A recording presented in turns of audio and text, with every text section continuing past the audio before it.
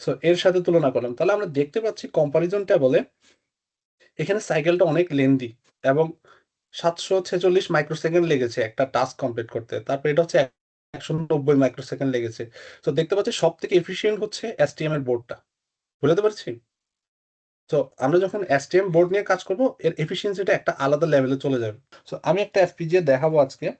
এটা হচ্ছে আরটিক্স 7, যেটা হচ্ছে এই যে এই বোর্ডটা। তো এই বোর্ডটা হচ্ছে মূলত বেসিস 3 বোর্ড নামে পরিচিত। এই যে এখানে আমি দেখাচ্ছি, এই যে এই বোর্ডটা, এটা হচ্ছে এএমডির একটা বোর্ড, ঠিক আছে। এএমডি এই বোর্ডটা জেনারেট করে বা মার্কেটিং করে। সো এদের আরটিক্স 7 এফপিজি, এখানে আপনারা যে ছোট যে চিপটা দেখতে পাচ্ছেন আরটিক্স 7, এটাই হচ্ছে সেই মেইন এফপিজিএ চিপ। সো এই চিপটার সাথে অনেক কিছু কানেক্টেড আছে। তো এগুলো সম্পর্কে আমি আস্তে আস্তে বলবো। তো এই বোর্ডটার প্রাইস পড়তে পারে আপনার মার্কেট প্রাইস 30 to 40,000, ঠিক আছে। সো অ্যাডভান্স লেভেলের কাজ শিখতে গেলে বা অ্যাডভান্স লেভেলের প্রোগ্রামিং বা ডিজাইন করতে গেলে এই ধরনের এফপিজি এর কাজ শেখার প্রয়োজন আছে। লক্ষ লক্ষ ফ্লিপ ফ্লপ আছে, এখানে আমরা লিখেছি কত 5,54,000 ফ্লিপ ফ্লপ আছে এই সিম্পল একটা স্পেসের মধ্যে, 1 ন্যানোমিটার 2 ন্যানোমিটার মধ্যে। তারপর এইখানে আমরা দেখতে পাচ্ছি, আমরা যদি একটু জুম করি, ওই যে একটা ক্ষুদ্র একটা ডট দেখতে পাচ্ছেন, এটা হচ্ছে একটা ফ্লিপ ফ্লপ বা লুকআপ টেবল। এদেরকে লুকআপ টেবল বলা হচ্ছে। অনেকগুলো ফ্লিপ ফ্লপ মিলে একটা লুকআপ টেবল তৈরি করে। আশা করি এআই এজেন্টের ইন ফিউচার অনেক ব্যবহার বাড়বে, তো এটা নিয়ে রিসার্চ করতে পারেন আপনারা। এআই এজেন্টকে কিভাবে হার্ডওয়্যারের সাথে ইন্টিগ্রেট করা যায়, কিভাবে অটোমেটিক্যালি কোড জেনারেট করা যায়, ঠিক আছে। তো এই জিনিসটা আমি দেখানোর চেষ্টা করেছি। আশা করি বিষয়টা সবার বোধগম্য হবে। সো এই যে আমি এখানে ভিজুয়াল স্টুডিও কোডে একটা কোড লিখেছি, সাপোজ আমি একটা এক্সাম্পল হিসেবে রেখেছি বোঝানোর জন্য। সো এটা আমি আমার প্রজেক্টে রান করছি, এখন আমি এখানে চ্যাট জিপিটির সাথে বা ওপেন এআই এর সাথে আমি কথা বলবো যে কোডটা কি ঠিক মতো রান হচ্ছে কিনা বা এখানে কি প্রবলেম আছে। সো আপনি এখানে লিখবেন হচ্ছে কোডেক্সে যে help me to analyse this code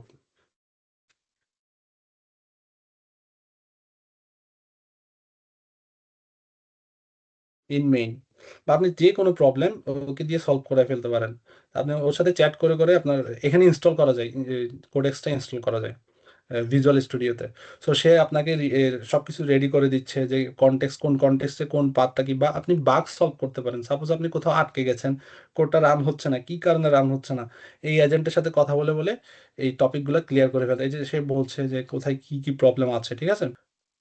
minimum 6টা ডিগ্রি অফ ফ্রিডমের প্রয়োজন আছে একটা রোবটের। ডিগ্রি অফ ফ্রিডম আপনি বাড়াতে পারেন, বাট 6টা ডিগ্রি অফ ফ্রিডমের প্রয়োজন আছে। যেমন এই যে অ্যাক্সিস গুলা, এখানে দেখেন একটা রোবট, এটা ভার্টিক্যালি, আমরা নর্মালি জানি হচ্ছে অ্যাক্সিস 3টা এক্স ওয়াই জি, ঠিক আছে। বাট রোবটের ক্ষেত্রে ডিগ্রি অফ ফ্রিডম যখন আমরা ডিফাইন করতে যাই, তখন এক্স ওয়াই জি এর বাইরেও তার অনেকগুলো পজিশন জেনারেট হয়, ঠিক আছে। এটা নিয়ে একটু স্টাডি করতে পারেন। তো রোবট অপারেটিং সিস্টেম বা রস, ঠিক আছে, এটা হচ্ছে একটা ওয়ান কাইন্ড অফ মিডলওয়্যার বা মাঝামাঝি একটা পার্ট। আমরা তখন দেখলাম কি, হার্ডওয়্যার দেখলাম, সফটওয়্যার দেখলাম, এফপিজিএ দেখলাম, এবার আসলাম হচ্ছে রসে। এখানে আমরা কি করতেছি, একটা হেটারোজেনাস কম্পিউটিং সিস্টেম বা একটা প্ল্যাটফর্ম তৈরি করতেছি। আমরা অনেকেই জানি হচ্ছে লিনাক্স সম্পর্কে জানি, উইন্ডোজ সম্পর্কে জানি, বাট রস is not an operating system. যদিও এটার নামটা হচ্ছে রোবট অপারেটিং সিস্টেম, বাট এটার অপারেটিং সিস্টেম না, এটা একটা মাঝামাঝি একটা প্ল্যাটফর্ম, যেটা হচ্ছে নোড এবং ডিভাইসকে কানেক্ট করে, অর্থাৎ আপনার রোবটের বিভিন্ন পার্ট গুলাকে সে কানেক্ট করে। আমি আসান সানি। আমি বর্তমানে ডক্টরাল রিসার্চার হিসেবে আছি আইসিআইকিউ স্পেনে। ইউনিভার্সিটি হচ্ছে ইউনিভার্সিটি রোভিরা ভার্গিলি। সো এখানে আমি রিসার্চ করছি মূলত এআই অ্যান্ড রোবোটিক্স নিয়ে, অর্থাৎ কেমিস্ট্রিতে কিভাবে রোবোটিক্স এর ব্যবহার করা যায়, কিভাবে এমবেডেড সিস্টেমের ব্যবহার করা যায়, তা নিয়ে আমি মূলত কাজ করছি। এর পূর্বে আমি মাস্টার্স করেছিলাম এমবেডেড সিস্টেমের উপর গ্রেনোবল আইএনপি ফ্রান্স থেকে, এবং আমার ব্যাচেলর ছিল হচ্ছে প্রিমিয়ার ইউনিভার্সিটি থেকে। সো আজকের সেশনটাতে আমরা মূলত দেখার চেষ্টা করব মাইক্রো ইলেকট্রনিক্স জিনিসটা আসলে কি। যারা হয়তোবা ইলেকট্রনিক্স নিয়ে পড়াশোনা করেছো, অনেকেই ইলেকট্রনিক্স 1 2, কিংবা যারা কম্পিউটার সায়েন্সের স্টুডেন্ট তারাও কিন্তু ইলেকট্রনিক্স নিয়ে অনেক কিছুই জানো। বাট মাইক্রো ইলেকট্রনিক্স জিনিসটা হচ্ছে একটা ডিফারেন্ট লেভেল। যেমন আমরা যে সকল সেন্সর নিয়ে কাজ করছি, ন্যানো ডিভাইস, ন্যানো সেন্সর নিয়ে কাজ করছি, এখানে ইলেকট্রনিক্সের দিন দিন কিন্তু ইমপ্রুভমেন্ট হচ্ছে, ঠিক আছে।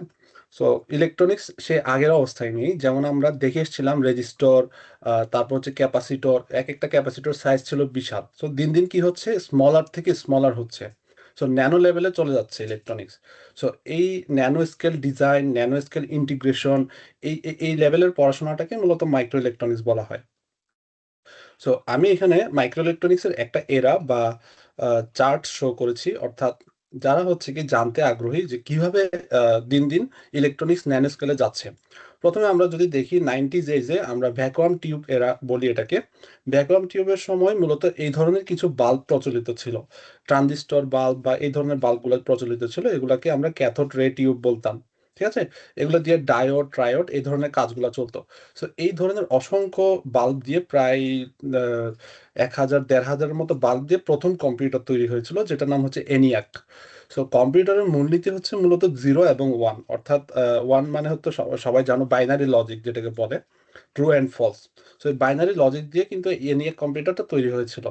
এরপর ধীরে ধীরে আরো অ্যাডভান্সমেন্ট আসলো, যেখানে ট্রানজিস্টর এরাতে আমরা দেখলাম 90s 50s যে বিজেটি, মসফেট, জেফেট, আইজিবিটি এগুলার ইনভেনশন হলো। ঠিক আছে, তো এগুলো যখন ইনভেনশন হলো তখন ইলেকট্রনিক্স আরো রিফার্বিশড হলো এবং অনেক নতুন নতুন টেকনোলজি আসলো এবং বিভিন্ন ধরনের ডিভাইস আবিষ্কার হলো, যেমন রেডিও, টেলিভিশন, বিভিন্ন গ্যাজেট এই ধরনের ডিভাইসগুলো আবিষ্কার হলো, অ্যাম্পলিফিকেশন আসলো, এক জায়গা থেকে আরেক জায়গায় বেতার ওয়েভ রেডিও কমিউনিকেশন আবিষ্কার হলো। ঠিক আছে, এরপর টেকনোলজি আরো অ্যাডভান্স হলো এবং ইন্টিগ্রেটেড সার্কিট এরার সূচনা হলো। ইন্টিগ্রেটেড সার্কিটটা হচ্ছে মূলত এই যেখানে আমরা দেখছি প্রত্যেকটা ট্রানজিস্টর, প্রত্যেকটা রেজিস্টর এগুলোর একটা কম্বিনেশন, অনেকগুলো ট্রানজিস্টর রেজিস্টর একটা চিপের মধ্যে যখন আহ, এটাকে কি বলা হয়, ফ্রেম করা হয়, ঠিক আছে, ছাঁচে ছাঁচে ফেলা হয়, ঠিক আছে, ওয়ান কাইন্ড অফ ছাঁচ তৈরি করা হয়, অনেকগুলো ট্রানজিস্টর রেজিস্টরকে একসাথে অনেকগুলো কাজ করতে পারে এই একটা জিনিস, ওটাকে আমরা আইসি বলছি। তো এটা 60s এর দিকে 70s এর দিকে এই ধরনের আইসি গুলো জনপ্রিয় হলো। তো এই আইসি গুলোর মধ্যে অন্যতম হচ্ছে অপেম, যারা ইলেকট্রনিক্স পড়াশোনা করেছে অপেম সম্পর্কে জানো। এরপর হচ্ছে লজিক গেট, লজিক গেট নিয়ে অনেকে অনেক কোর্স করেছো ডিজিটাল ইলেকট্রনিক্সে। তারপর হচ্ছে ADC, DSC, analog to digital converter, digital to analog converter এই ধরনের ইনস্ট্রুমেন্ট গুলো জনপ্রিয় হলো। সো ধীরে ধীরে আরো অ্যাডভান্সমেন্ট আসলো, তখন আমরা দেখলাম হচ্ছে ভেরি লার্জ স্কেল ইন্টিগ্রেশন বা ভিএলএসআই এরা। ভিএলএসআই এরাতে গিয়ে এখানে যে ইনস্ট্রুমেন্ট গুলো আরো ছোট হয়ে গেল, আরো ন্যানো স্কেলে চলে গেল। তো আমরা দেখছি একটা আইসি বা চিপ সাইজটা কতটুকু কমে গেল। ঠিক আছে, তো এই লেভেলে এসে আমরা দেখলাম হচ্ছে মাইক্রো প্রসেসর আসলো, মেমোরি আসলো, ডিএসপি আসলো, ডিজিটাল সিগন্যাল প্রসেসিং, অ্যাসিক আসলো, এফপিজি আসলো, মাইক্রো কন্ট্রোলার আসলো। যারা হচ্ছে মাইক্রো কন্ট্রোলার কোর্সটা করেছো তারা মাইক্রো কন্ট্রোলার সম্পর্কে অনেক কিছু জানো। আমরা বর্তমান সময়ে আমাদের যে ফোন, কম্পিউটার, র্যাম, প্রসেসর, যত ধরনের ডিভাইস ইউজ করি সবখানেই কিন্তু এই ভিএলএসআই ইউজ আছে। ঠিক আছে, সো এরপর নাইনটিজ এর পরে বর্তমান পর্যন্ত এখন যে টেকনোলজি চলছে সেটাকে বলা হচ্ছে উলসি বা আল্ট্রা লার্জ স্কেল ইন্টিগ্রেশন। এখানে একটা একদম ক্ষুদ্রাতি ক্ষুদ্র স্পেসের মধ্যে যদি আমরা দেখি অনেক অসংখ্য ট্রানজিস্টর আছে, প্রায় বিলিয়ন বিলিয়ন ট্রানজিস্টর আছে। সো এই লেভেলে আমরা দেখলাম হচ্ছে মাল্টি কোর প্রসেসর, যে আমরা যখন ফোন কিনতে যাই, যখন আমরা প্রসেসর সম্পর্কে স্টাডি করি তখন আমরা দেখি যে কোরের ডিজাইন কতটুকু বা কতটা কোর আছে। ঠিক আছে, এটার উপর এফিসিয়েন্সি অনেকটা ডিপেন্ড করে। কারণ হচ্ছে যখন মাল্টি কোর প্রসেসর হয় তখন একসাথে অনেকগুলা অ্যাপস সে রান করতে পারে, অনেকগুলো টাস্ক সে করতে পারে। সিস্টেম অন চিপ এটাও খুবই গুরুত্বপূর্ণ। সিস্টেম অন চিপ মানে হচ্ছে একটা ডিভাইসের মধ্যে যখন আমি সফটওয়্যার এবং হার্ডওয়্যার দুটোকে একসাথে ইন্টিগ্রেটেড করে একটা টেকনোলজি ইউজ করবো। বাট যেমন ধরো আমি একটা সিম্পল এক্সাম্পল দিই, আমার মাইক্রোওয়েভ ওভেন বাসার। সো মাইক্রোওয়েভ ওভেনে আমি কি করি, স্টার্ট বাটন চাপি 1 মিনিটের জন্য, খাবার গরম হয়। তো ভিতরে একটা নিশ্চয়ই মাইক্রো কন্ট্রোলার আছে, ওই মাইক্রো কন্ট্রোলারটা একটা নির্দিষ্ট ধাপে কাজ করছে বা ওইখানে একটা প্রোগ্রাম করা হয়েছে। তো এটাকে কমপ্লিটলি ডিজাইন করা এবং এটাকে সফটওয়্যার হার্ডওয়্যার ইন্টিগ্রেশন করা, এটাকে বলা হচ্ছে সিস্টেম অন চিপ। তারপর হচ্ছে 3D ট্রানজিস্টর, তারপর হচ্ছে quantum computing, graphene base transistor, carbon nanotube খুবই গুরুত্বপূর্ণ বিষয়। কারণ হচ্ছে দিন দিন সিলিকনের পরিমাণ কমছে। ঠিক আছে, আমরা অনেকেই জানি এইসব আইসিতে সিলিকন ইউজ করা হয়, সিলিকন থেকে আইসি, ট্রানজিস্টর অর্থাৎ সেমিকন্ডাক্টর ডিভাইস তৈরি হয়। কিন্তু ইন ফিউচার সেমিকন্ডাক্টরের শর্টেজ ক্রিয়েট হবে, তখন আমরা ইউজ করবো হচ্ছে কার্বন ন্যানোটিউবের ইউজ হবে, অর্থাৎ যেগুলো হচ্ছে বায়োম্যাটেরিয়ালস, বায়োম্যাটেরিয়ালস দিয়ে এই ধরনের টেকনোলজি নিয়ে কাজ হবে। বর্তমানে রিসার্চ চলছে এবং এটা নিয়ে খুব সম্ভাবনা আছে। ইন ফিউচারে সিলিকন সেমিকন্ডাক্টর কমে যাবে এবং এই ক্ষেত্রে আমরা carbon nanotube, solid state drive এগুলো আমরা ইউজ করবো। ঠিক আছে, এরপরের ফিউচার কি, আগামীর ফিউচার এবং 2026-এর পরে কি আসতে চলেছে? এরপরের ফিউচার হচ্ছে quantum electronics, neuromorphic computing, carbon based electronics. So in ফিউচারে আমরা দেখতে পাবো ব্রেনের সাথে সব ইলেকট্রনিক্স ডিভাইস কানেক্টেড। আমরা যেমন এখন ফোনে কথা বলছি, হয়তোবা ইন ফিউচার আমাদের আর ফোন লাগবে না। So, আমাদের ব্রেনের মধ্যে একটা চিপ ইনস্টল করা হবে, প্রত্যেকের ব্রেনের মধ্যে সবাই যার যার চিন্তা ভাবনা, কমিউনিকেশন সব, অর্থাৎ আমাদের ডিস্টেন্সটা কমে যাবে। ঠিক আছে? সো ওই নিউরোমরফিক কম্পিউটিং বলা হয় এটাকে। সো আমি একটা মাইক্রো ইলেকট্রনিক্সের একটা এরা দেখালাম যে একটা ভ্যাকুয়াম টিউব থেকে শুরু করে এখন আমরা নিউরোমরফিক লেভেলে আছি। অর্থাৎ এই জার্নিটাতে প্রায় ১০০ বছর লেগেছে আমরা যদি বলতে পারি ১৯০০ সাল থেকে শুরু করে। তাহলে আগামী ১০০ বছরে আরো কি অ্যাডভান্সমেন্ট হবে তার একটা ধারণা আমরা রাখতে পারি। ঠিক আছে? সো আমি এবার সরাসরি মাইক্রো ইলেকট্রনিক্সে চলে যাচ্ছি। রিস্ক আর সিসটা কি? রিস্ক মানে হচ্ছে রিডিউস ইনস্ট্রাকশন সেট আর্কিটেকচার, বা এই টপিকগুলো একটু কমপ্লেক্স লাগতে পারে। আমি চেষ্টা করেছি একটু সিম্পল রাখার জন্য আজকের টপিকটাকে, যাতে সবাই বুঝতে পারো। ঠিক আছে?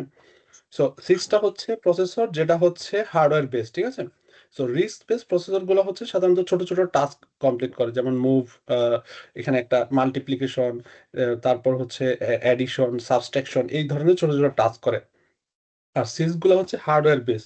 তো সাধারণত আমরা রিস্ক প্রসেসর গুলো ইউজ করি মাইক্রো কন্ট্রোলার আর কি, যেটা আর্ম বলা হয়, আর্ম বেস প্রসেসর গুলো। যেমন এখানে একটা অ্যাডিশন করেছে 3+6=9। সো এটা এই কাজটা করতে সে কতগুলো নিল স্টেপ, 1 2 3টে স্টেপ নিল। ঠিক আছে? আর এখানে একটা স্টেপ, একটা মাল্টিপল সাইকেল অনেকগুলো স্টেপের মধ্যে চলে আসলো। সো রিস্ক আর সিস্কের এই ধারণাটা আমরা এখান থেকে নিতে পারি। এখানে মূলত টাইমিংটা গুরুত্বপূর্ণ, যে কত মিলি সেকেন্ডের মধ্যে সে পারফর্মটা করছে, কাজটা কমপ্লিট করছে। ঠিক আছে? সো রিস্ক বেস প্রসেসরের মধ্যে আমরা সরাসরি চলে যাচ্ছি মাইক্রো কন্ট্রোলারে। সো মাইক্রো কন্ট্রোলার যখন আমরা সিলেকশন করি, ক্যামেরাতে দেখা যাচ্ছে কিনা আমি জানি না, এই বোর্ডটার সাথে কি আপনারা পরিচিত আছেন সবাই? এই আরডিনো, আরডিনো বোর্ডের সাথে কেউ একজন রেসপন্স করবেন। সবার তো পরিচিত ব্যাপার কথা আর্ডিনো এর সাথে। হ্যাঁ। সো ইউনিভার্সিটিতে আপনাদের ট্রিভিয়াল ইউনিভার্সিটিতে সাধারণত ইলেকট্রিক্যাল ডিপার্টমেন্টের অধিকাংশই কিন্তু আর্ডিনো বেস প্রজেক্ট থাকে। আমরাও কিন্তু করে আসছিলাম। ঠিক আছে? সো এই ধরনের বোর্ডগুলো হয় সাধারণত 8 বিট প্রসেসর। এই যে এখানে আমরা দেখতেছি 8 বিট। ঠিক আছে? 8 and 16 নাওয়াডেজ, ইটস আর 16 বিট প্রসেসর। সো 16 বিট প্রসেসরের পারফরমেন্স কিছুটা কম, বাট আজকে আমি 32 বিট প্রসেসর নিয়ে আলোচনা করব, যেটা হচ্ছে STM32। ঠিক আছে? তো এখানে আসার পর আমি যেটা দেখলাম, আমি বাংলাদেশে থাকতে দেখতাম যে 16 বিট প্রসেসর নিয়ে কাজ করছে। এর আগে ছিল 8 বিট, যেটা হচ্ছে পিক পিক মাইক্রো কন্ট্রোলার। ঠিক আছে? সো এগুলোর কিছুটা লিমিটেশন থাকে। এগুলো চাইলেই কিন্তু আপনি হাই পারফরমেন্স টাস্কগুলো কাজ করতে পারেন না। ঠিক আছে? এখানে ফ্রান্সে আমি যেটা দেখেছি, এসটি মাইক্রোইলেকট্রনিক্স সাধারণত ফ্রান্স এবং সুইজারল্যান্ডের কোম্পানি। সো এখানে এটা তারা তৈরি করেছে, এখানে ইনোভেশন হয়েছে, এবং এসটির মেইন হাবটা কিন্তু ফ্রান্সে। সো এখানে দেখলাম স্কুল লেভেলে পর্যন্ত এসটির কার্যক্রম আছে, এবং তাদের ইউনিভার্সিটি লেভেলে তো আছেই। ইউনিভার্সিটি লেভেলেই তারা এই এসটি নিয়ে প্রজেক্ট করে। তো যেটা আমাদের দেশে চালু করা উচিত, আমার মতে ইউনিভার্সিটি লেভেল থেকে প্রজেক্টগুলো করা উচিত এসটি মাইক্রোইলেকট্রনিক্স এর বোর্ডগুলো নিয়ে। ঠিক আছে? তো এর পারফরমেন্সটা কেমন আমরা যদি দেখি, ক্লক ফ্রিকোয়েন্সি ভালো, তারপর আপনার পাওয়ার কনজাম্পশনটা অনেক লো। ঠিক আছে? তারপর হচ্ছে আমরা যখন কোনো একটা মাইক্রো কন্ট্রোলার চুজ করব, কিসের উপর চুজ করব? ফিচার দেখবো, দাম দেখবো, এবং পারফরমেন্স দেখবো। এই তিনটা জিনিসের উপরে আমরা মাইক্রো কন্ট্রোলার চুজ করব। এখন আমরা দেখি মাইক্রো কন্ট্রোলার ভেন্ডরস কারা কারা। প্রথমেই সবার উপরে আছে এসটি মাইক্রো ইলেকট্রনিক্স, কারণ সারা বিশ্ব জুড়ে এদের বাজার। এবং এদের এখন বর্তমানে 64 বিট প্রসেসর এসছে মার্কেটে এসটি মাইক্রো ইলেকট্রনিক্সের। এরপর আছে হচ্ছে মাইক্রোচিপ। মাইক্রোচিপই খুবই নাম করা কোম্পানি। এরপর আছে হচ্ছে নেক্সট এনএক্সপি। তারপর টেক্সাস ইনস্ট্রুমেন্ট, ইউএস এর একটা কোম্পানি। তারপর হচ্ছে অ্যাটমেল। অ্যাটমেল হচ্ছে অ্যাভিয়ার বেস মাইক্রোকন্ট্রোলার তৈরি করে, যেটা আর্ডিনোর। তারপর Digi, Renesas, Analog Device, Intel, Silicon Lab, Zilog, AMD.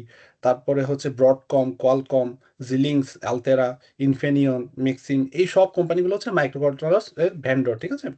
So আমরা আজকে আলোচনা করব শুধুমাত্র এসটি নিয়ে।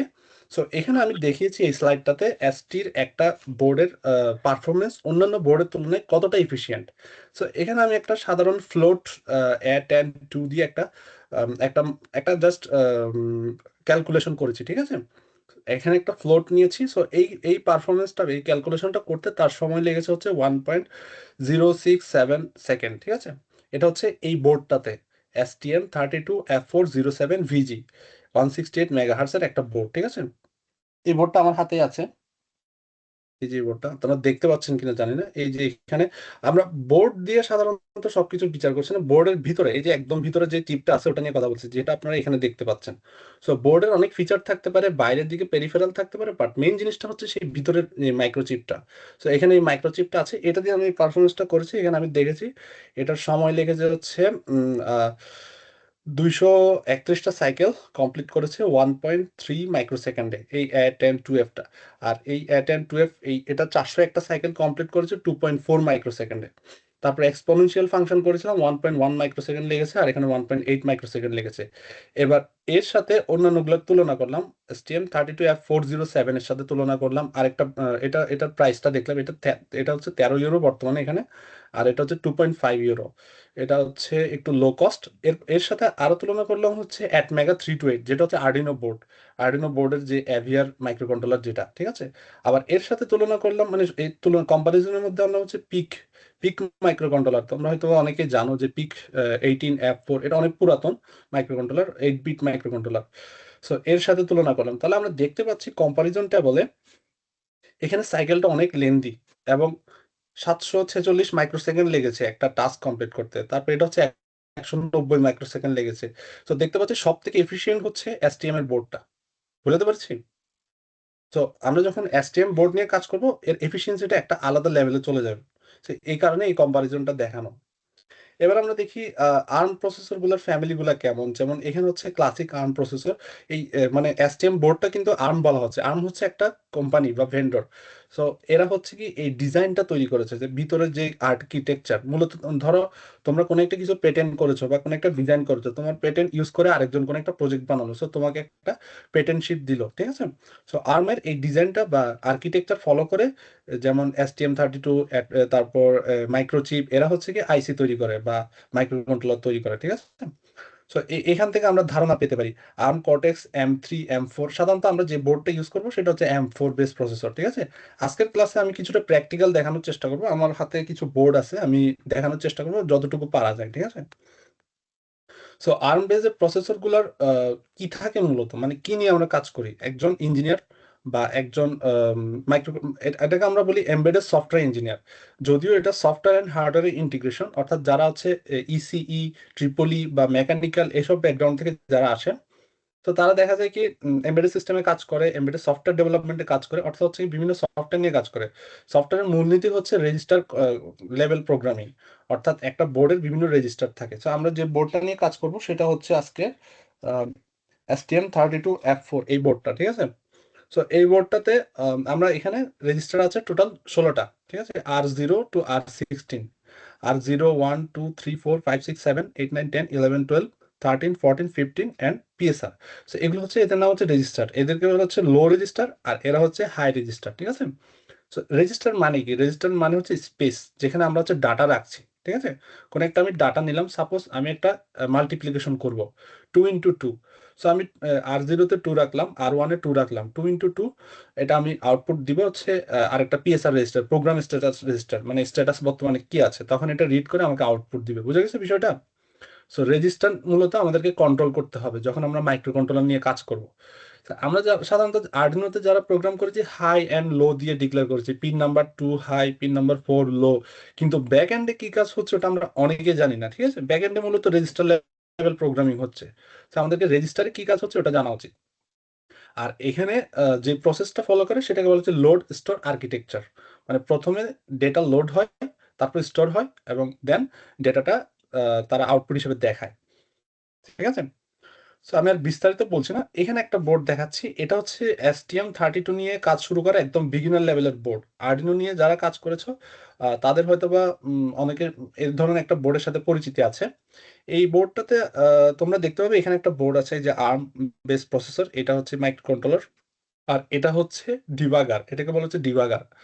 সো যদি তোমরা STM32 নিয়ে কাজ শুরু করো, প্রথমে হচ্ছে কি যে প্রবলেমটা ফেস করবে, যেমন আমার হাতে এখন 3টা বোর্ড আছে, আমি 3টা বোর্ডই দেখাবো আজকে।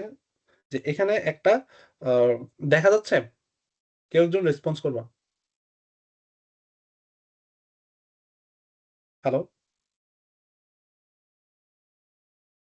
আচ্ছা, আমি তাহলে এই বোর্ডটা সম্পর্কে বলি। এটা হচ্ছে STM32F401, আর এটা হচ্ছে STM32F4, মানে এটা হচ্ছে একটু লো রেজলিউশন বা লো টাইপ মাইক্রো কন্ট্রোলার।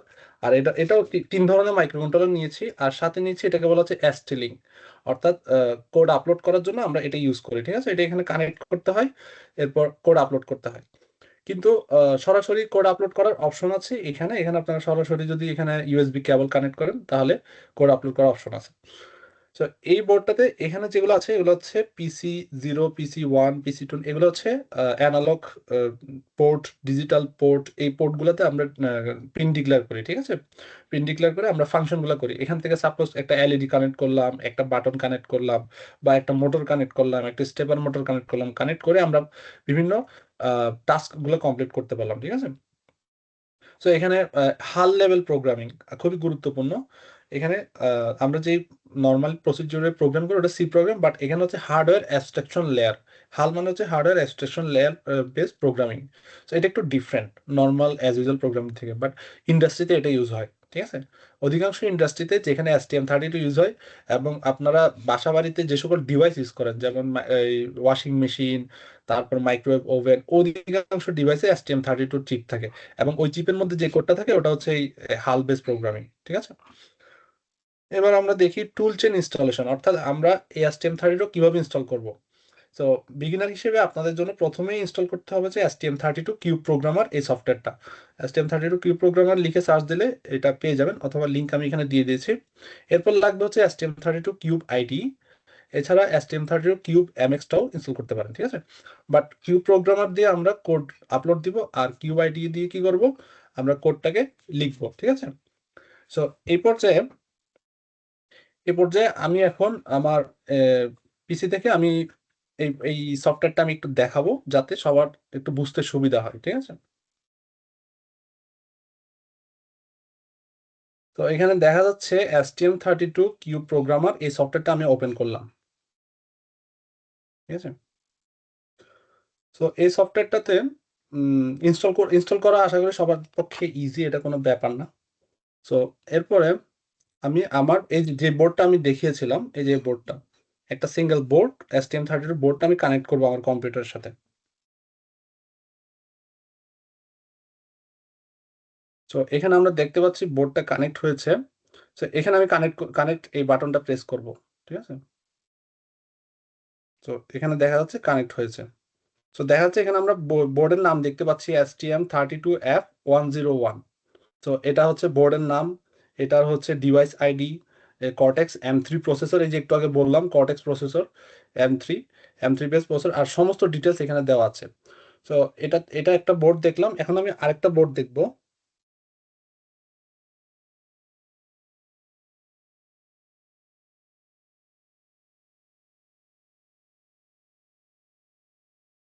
এখন আমি আরেকটা বোর্ড কানেক্ট করলাম আমার ল্যাপটপের সাথে, কানেক্ট দিলাম।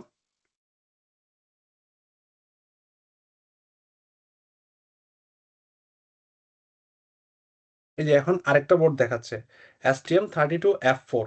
তাহলে এটা আরেকটা সিরিজের, এটা কর্টেক্স M4। সো এক একটা বোর্ডের পারফরমেন্স এক এক রকম, সেই অনুযায়ী এই বোর্ডগুলো ডিজাইন করা, এবং একটা থেকে আরেকটার এফিসিয়েন্সি ভালো, ঠিক আছে? তো এখানে আপনারা জাস্ট কোডটা লোড করবেন, ওপেন ফাইল দিয়ে যে কোডটা লিখবেন ওটা আপলোড করলেই হয়ে যাচ্ছে। আর আরেকটা বিষয় সেটা হচ্ছে STM32 cube MX. Cube MX মানে হচ্ছে এই সফটওয়্যারটা। সো এখান থেকে আপনারা যে বোর্ডটা নিয়ে কাজ করতে যাচ্ছেন, বা এসটিএম এর যেই মাইক্রোচিপ নিয়ে কাজ করতে যাচ্ছেন, ওই বোর্ডটা আগে প্রথমে খুঁজবেন, ভেন্ডরটা খুঁজবেন, অর্থাৎ আপনার পিন ডিজাইন মানে কিভাবে কি ফাংশন গুলো করবেন, এই কাজ কিন্তু এখানেই অটোমেটিকলি করা যায়। অর্থাৎ আপনি প্রথমে ডিফাইন করবেন, তারপরে আপলোড টু দ্য কোডস। যেমন আমি এখান থেকে একটা এমসিইউ সিলেক্ট করলাম, অর্থাৎ মাইক্রো কন্ট্রোলার। সো আমি এখান থেকে একটা মাইক্রো কন্ট্রোলার সিলেক্ট করবো প্রথমে।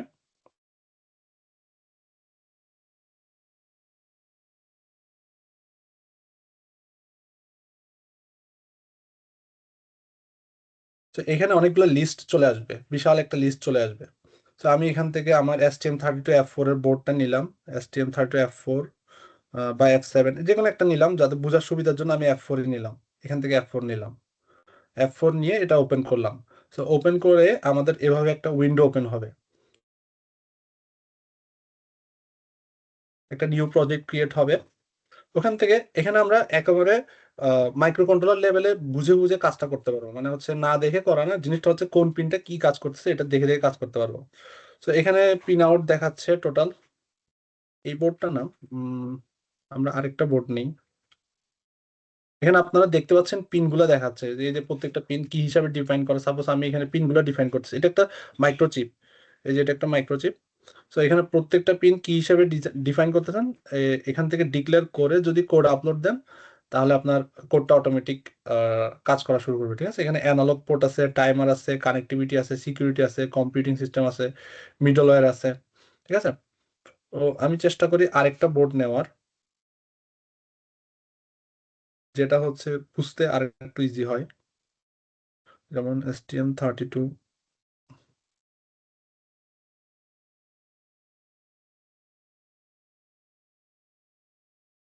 এই বোর্ডটা নিচ্ছি,